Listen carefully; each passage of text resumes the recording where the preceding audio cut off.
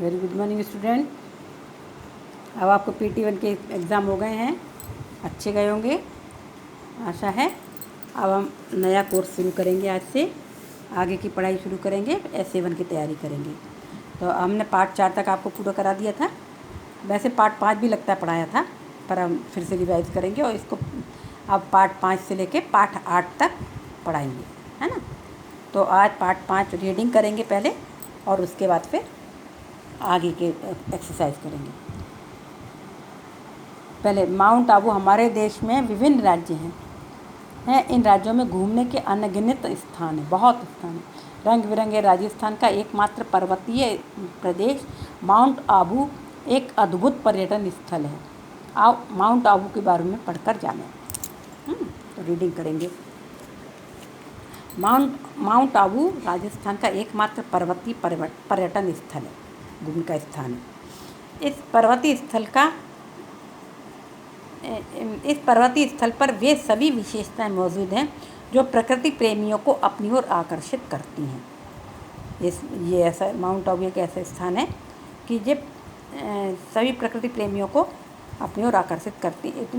मतलब ऐसा ये पर्यटन स्थल है कि यहाँ पर बहुत अच्छी अच्छी जगह हैं, तो ये अपने सारे घूमने वालों को बहुत आकर्षित करती हैं अपनी तरफ। झील का किनारा, ऊंचे घने वृक्ष, ऊंचे नीचे टेढ़े मेढ़े रास्ते, डूबते सूरज का मनोरम दृश्य सहज ही प्रकृति प्रेमियों को अपनी ओर आकर्षित करते हैं।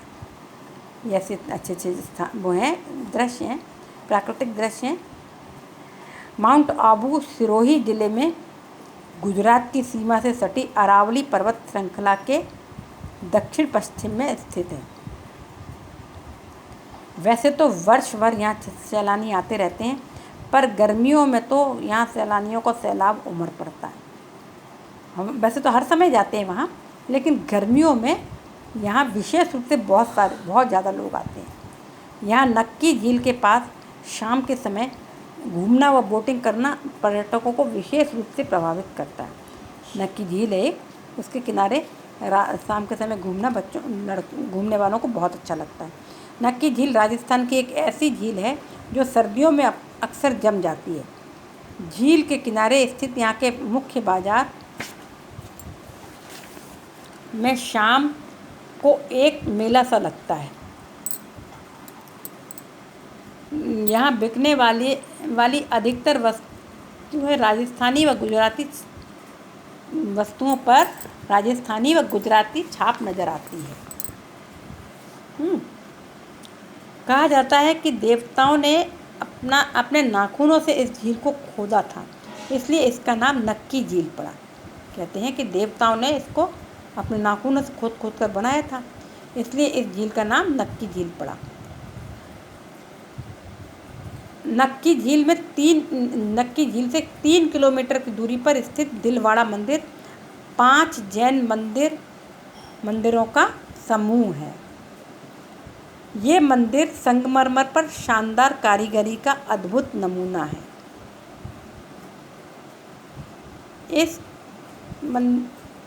इन मंदिरों का निर्माण 11वीं से 13वीं सदी के बीच में हुआ था। प्रमुख मंदिर में 52 छोटे मंदिर वाला गलियारा है, जिनमें जैन तीर्थंकरों की प्रतिमाएं हैं। कहा जाता है कि 1500 कारीगरों ने 14 वर्षों तक काम किया था, तब इन खूबसूरत मंदिरों का निर्माण हुआ था। 1500 कारीगरों ने 14 वर्षों तक काम लगातार किया था, तब ये मंदिर बने थे। दिलवाड़ा मंदिर से 5 किलोमीटर आगे बढ़ने पर स्थित है अचलगढ़ का किला। यह परमार राजाओं द्वारा बनवाया गया था। बाद में राणा कुंभा ने इसका पुनर्निर्माण करवाया। यहाँ अचलेश्वर महादेव के नाम से भगवान शिव का मंदिर है। मंदिर के पीछे मंदाकिनी कुंड है। यहाँ 16वीं शताब्दी में बने कलात्मक जैन मंदिर भी हैं। माउंट आबू पर एक सनसेट पॉइंट है।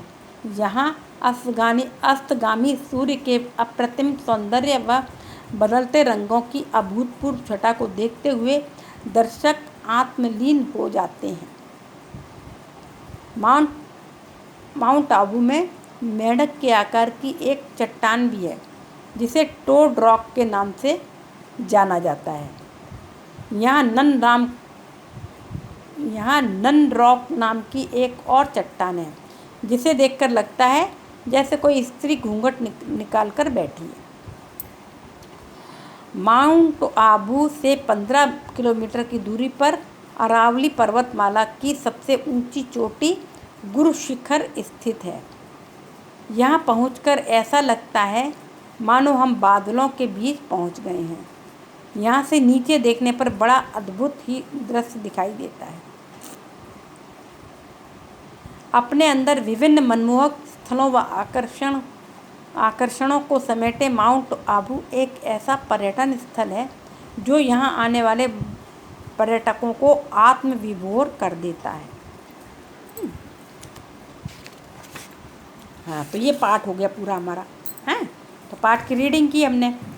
अब इस रीडिंग के साथ में अब सबसे पहले आप लोगों को रीडिंग करना है पाठ की। और रीडिंग के साथ में क्या करना है, सबसे पहले पाठ की रीडिंग करेंगे और चित्र बनाना है। फिर इसकी माउंट आबू के चित्र बनाना। उसमें क्या क्या बनाओगे आप लोग चित्र में? ये बनाओगे, ये गुफाएं है ना, ये मंदिर है, सॉरी मंदिर। लेकिन मंदिर में इतने सारे पूरे ना बना करके आप केवल ये वाला हिस्सा, ये 4-5 जो मंदिर हैं ऐसे बना लेंगे, बस ये इतना मंदिर केवल आप बना लेंगे केवल। ठीक है, तो ये आपकी ये मंदिर हो जाएंगे, पिक्चर ये हो जाएगी। ठीक है, उसके बाद पिक्चर के बाद अब लिखेंगे आप लोग शब्दार्थ नहीं, पिक्चर बना लेंगे। पहले पाठ नंबर, सबसे पहले डेट डालेंगे। डेट डालने के बाद पाठ का नंबर लिखेंगे, पाठ 5 माउंट आबू। ठीक है, डेट डाल के पाठ 5 माउंट आबू, और इधर दिन भी डालेंगे, लेफ्ट साइड डेट और राइट साइड डेट, दिन और दिनांक। उसके बाद पाठ बीच में, पाठ का नंबर और पाठ का नाम। उसके बाद सबसे पहले बनाएंगे चित्र। तो चित्र बनाएंगे ये 5 मंदिर, ये वाले केवल, पूरा इतना सारा पूरा नहीं बना करके हम कौन से बनाएंगे, केवल ये 5 मंदिर बना देंगे ये। ठीक है, ये 5 मंदिर। उसके बाद पिक्चर बनाने के बाद क्या करेंगे, शब्दार्थ लिखेंगे। शब्दार्थ मालूम है कैसे लिखते हैं? शब्द एक साइड, दूसरी साइड अर्थ, और शब्दार्थ लिख करके पहले बीच में लाइन खींच देंगे, फिर एक साइड शब्द और एक साइड अर्थ, शब्द के नीचे शब्द और अर्थ के नीचे अर्थ लिखेंगे। ठीक है, पर्यटन, भ्रमण, सैलानी, पर्यटक, इस तरह से लिखना है। उसके बाद सही उत्तर पर सही का निशान लगाना है, मतलब ये करना है क्या, विकल्प तो बुक में ही करना है, केवल किताब कॉपी में नहीं करना, केवल किताब में करना है। तो विकल्प है झील का नाम नक्की क्यों पड़ा था नक्की? यहाँ जल का अविरल स्रोत था, देवताओं ने इसे अपने नाखूनों से खोदा था, यह नाग के दर्शन से बनी थी, यहाँ देवदूतों का निवास था। क्यों नक्की झील पड़ा था? क्योंकि दूसरे नंबर वाला, देवताओं ने इसे अपने नाखूनों से खोदा था। ठीक है, इस पे निशान लगाएंगे। दूसरा है दिलवाड़ा मंदिर में किन की प्रतिमाएं हैं? शिव जी की, देशभक्तों की, जैन तीर्थकरों की, भारत माता की। किसकी है? शिव जी की। दिलवाड़ा मंदिर में शिव जी की मूर्ति है, देखो।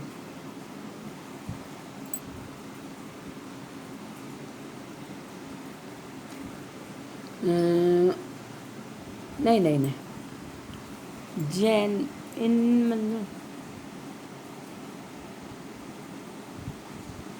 दिलवाड़ा मंदिर में जैन तीर्थकरों की, शिव जी की नहीं है, जैन तीर्थकरों की। दिलवाड़ा मंदिर में जैन तीर्थकरों की प्रतिमाएं हैं। अचलगढ़ के किले का पुनर्निर्माण किसने करवाया था? मुगलों ने, परमार राजाओं ने, स्थानीय निवासियों ने, राणा कुंभा ने। किसने कराया था? परमार राजाओं ने। नहीं, राणा कुंभा ने पुनर्निर्माण है ना, यहाँ का पुनर्निर्माण, अचलगढ़ किले का पुनर्निर्माण राणा कुंभा ने कराया था, तो लिखेंगे राणा कुंभा। तो पहले का अर्थ हुआ देवताओं ने इसे अपने नाखूनों से खोदा था, पहले वाले का। दूसरे का हुआ जैन तीर्थकरों की, और तीसरे का हुआ राणा कुंभा ने। ठीक है, ये वो लग गए निशान। अब है निम्नलिखित प्रश्नों के उत्तर दें। मौखिक प्रश्न, मौखिक प्रश्न ये लिख लेंगे इसको, ये सही विकल्प, ये उनको कॉपी में नहीं लिखना है, केवल बुक में ही निशान लगाना है। आप प्रश्न लिखेंगे, मौखिक प्रश्न उत्तर 3 लाइन छोड़े, 3 लाइन लिखेंगे, नए पेज से लिखेंगे। सबसे पहले निम्नलिखित प्रश्नों के उत्तर दें, फिर मौखिक लिखेंगे, फिर प्रश्न लिखेंगे। किस मौसम में यहाँ सैलानियों का सैलाब उमड़ पड़ता है? किस मौसम में उमड़ता है? गर्मियों में। गर्मियों में यहाँ सैलानियों का सैलाब उमड़ पड़ता है। गर्मियों में ज़्यादा लोग आते हैं, देखो इसमें है ना। पर गर्मियों में तो यहाँ सैलानियों का सैलाब उमड़ पड़ता है। ये देखो, गर्मियों में यहाँ सैलानियों का सैलाब उमड़ पड़ता है, तो गर्मियों में ज़्यादा सैलानी जाते हैं। दिलवाड़ा मंदिर कहाँ स्थित है? दिलवाड़ा मंदिर ये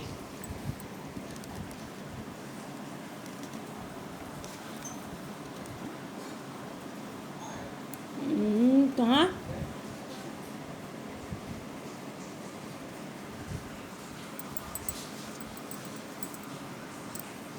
यह है नक्की झील से 3 किलोमीटर की दूरी पर दिलवाड़ा मंदिर स्थित है। ऐसे लिखोगे, नक्की झील से 3 किलोमीटर की दूरी पर दिलवाड़ा मंदिर स्थित है।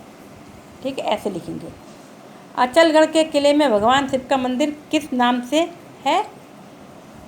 अचलगढ़ किले में ये भगवान शिव का मंदिर ये है, अचलेश्वर महादेव के नाम से प्रसिद्ध। यही लिख लोगे, अचलेश्वर महादेव के नाम से भगवान शिव का मंदिर है प्रसिद्ध। किस मंदिर नाम से प्रसिद्ध है? अचलेश्वर मंदिर। अचलेश्वर महादेव के नाम से भगवान शिव का मंदिर स्थित है। ऐसे लिख सकते हैं, अचलगढ़ के किले में भगवान शिव का मंदिर अचलेश्वर महादेव के नाम से प्रसिद्ध है। प्रश्न 4, टोड रॉक किसके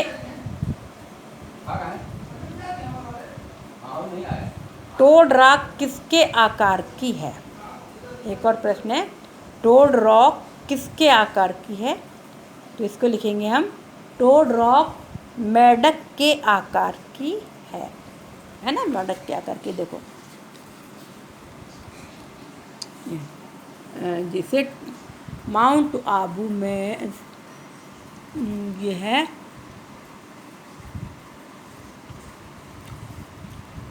माउंट आबू में मेढक के आकार की एक चट्टान भी है जिसे टोड रॉक कहा है। तो ऐसे लिखना आप लोग, तो टोड रॉक मेढक के आकार की है। नन रॉक को देखकर कैसा लगता है? नन रॉक को देखकर ऐसा लगता है कि जैसे कोई स्त्री घूंघट निकालकर बैठी है। यहाँ से लिखेंगे, नन रॉक को देखकर, प्रश्न में से लेना पड़ेगा, नन रॉक को देखकर ऐसा लगता है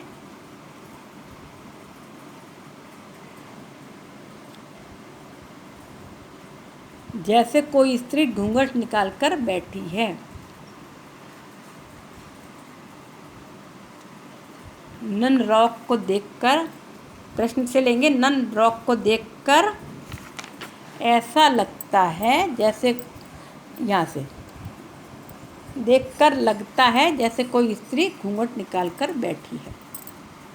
नन रॉक को देखकर लगता है कि, नन रॉक को देखकर यहाँ से ले लिया, और नन रॉक ले लिया, लगता है जैसे कोई स्त्री घूंघट निकालकर बैठी है, लगता है से लेकर के हैं। तो ये हुए आपके प्रश्न उत्तर। तो आप लोगों को केवल क्या क्या करना है आज, अब आप मौखिक उत्तर ही कराएंगे, उसके बाद आपको वो कराएंगे लिखित क्वेश्चन आंसर नेक्स्ट पीरियड में कराएंगे। तो अब क्या होमवर्क करना है आपको, पहली बात तो रीडिंग करना है पार्ट को। रीडिंग करने के बाद पिक्चर बनाना है ये वाली, ये केवल ये। उसके बाद शब्दार्थ लिखना है और शब्दार्थ लिखने के बाद मौखिक प्रश्न उत्तर लिखना है। इतना आपका होमवर्क है, इतना होमवर्क करना। बाकी ये लिखित प्रश्न उत्तर और बाकी एक्सरसाइज हम नेक्स्ट पीरियड में कराएंगे। ठीक है, ओके, गुड डे।